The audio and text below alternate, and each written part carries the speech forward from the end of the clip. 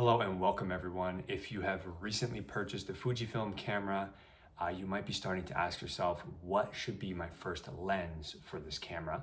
And I'm super excited to share this lens with you guys, go over it, and give you my reasons on why it should be your first lens.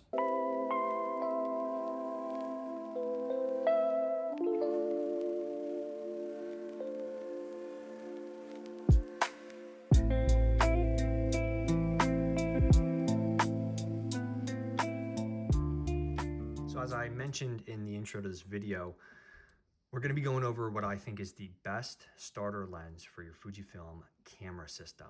So before we jump into it, let's break down the specs on the lens. And if you guys haven't, figured it out already, the lens is going to be a Fujicron from their Fujicron line of lenses, which basically they're all f2 lenses.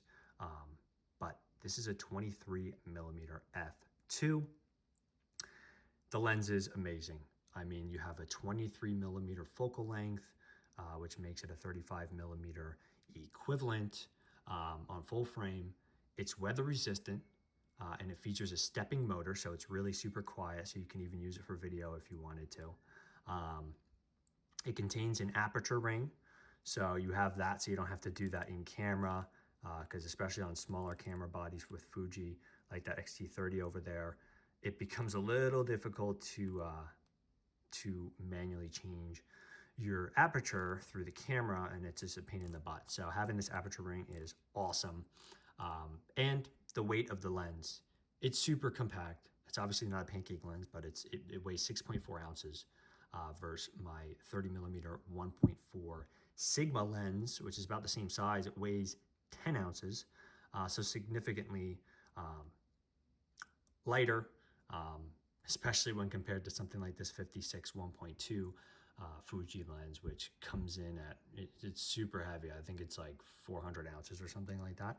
Very heavy lens compared to this. So yeah, those are the specs on the lens, but this lens should be everybody's first Fuji lens for their Fujifilm camera. I mean, just to start off, the focal length is amazing.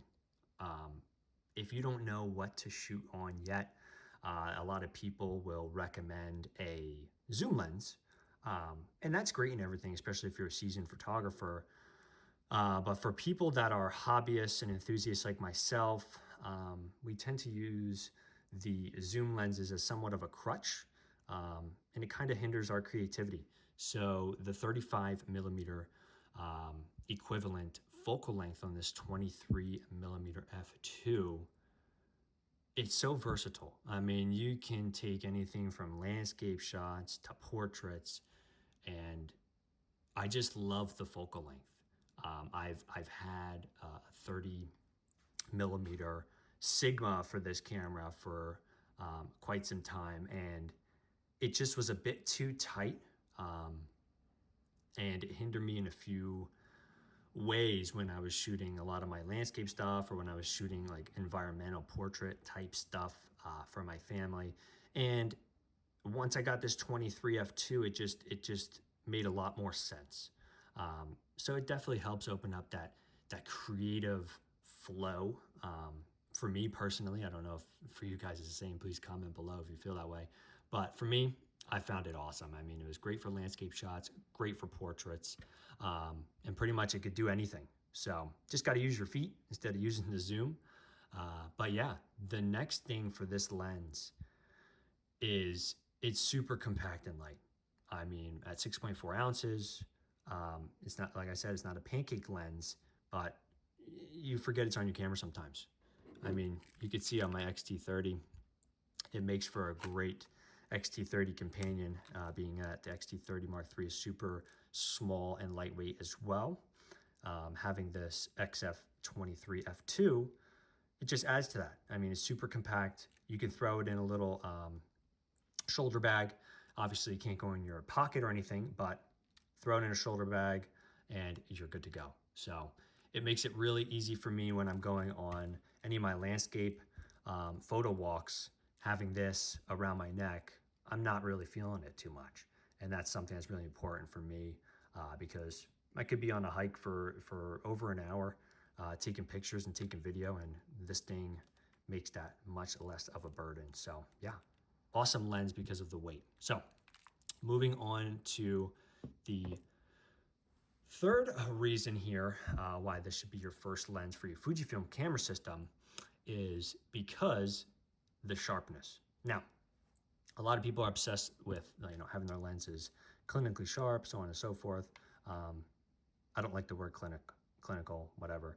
I prefer, it's tack sharp. I hear a lot of other YouTubers saying that as well, and I just took to liking that. So it's tack sharp across the board. I mean, I've shot it at f2, and it's pretty sharp at f2, even wide open. The problem at f2, you can see some softness, and some people like that softness. Me personally, I'm always shooting at 2.8 and up, but I shoot at f2, on occasion if I need the extra light coming into the lens.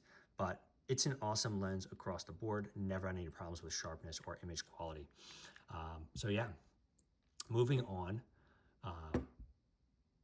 The next thing with this lens, it's weather resistant. So for anybody out there that cares about weather resistance, this has it. And when I first started out with lenses and photography, I never really worried about that because I was mainly shooting when it was nice out or sunny out, whatever, or even just clouds. But as I've grown in the hobby, I definitely tend to lean towards weather resistant lenses just because I like my lenses to stay in good shape for a longer period of time. So I don't have to worry about this lens as much, especially if it starts raining or I'm at the beach, anything like that. It's weather resistant, so it's good to go. So definitely a plus for this lens. But yeah, moving on to the final reason here, and this is a big one for me. When I first got into Fujifilm system, I went with a Sigma lens, the 30 millimeter Sigma that I mentioned earlier, and it didn't have an aperture ring. Now at the time, it didn't really bother me. I never really thought I needed an aperture ring. I was a previous Canon owner and user, and never really bothered me not having one. Now, when I stepped into the Fuji line of camera bodies, I was shooting in the winter when I first got this camera body with a Sigma lens with no aperture ring. And if you see this tiny, let's see, this little scroll wheel right here, I'd actually programmed my aperture to this scroll wheel. You have to push it in and scroll it, and it gets pretty slippery when it's cold out, or when conditions aren't very favorable to scroll this wheel. It becomes a really big hassle to change your aperture through the camera. So very quickly, I was getting sick and tired of the Sigma 30 millimeter with no aperture ring. So if you guys haven't guessed it, I had gotten rid of the Sigma and got this instead. And let me tell you something, the aperture ring is life-changing. I know that's not for everybody, and it doesn't really matter to some, but let me tell you, for me, aperture ring is a must. And now all my lenses will have aperture rings. And the one on this one is super crisp. I mean, just listen to this. I mean, it's awesome. It doesn't have any problems, you know, clicking and staying in the correct aperture, so on and so forth. So it's great because of the aperture ring. Now, as I went into all the reasons here on why this should be your first camera lens for your Fujifilm system, let's dive into some of the photos I actually took with this lens, just so you can see, some demos of it and get some ideas of it, and we'll talk through some of those photos. All right.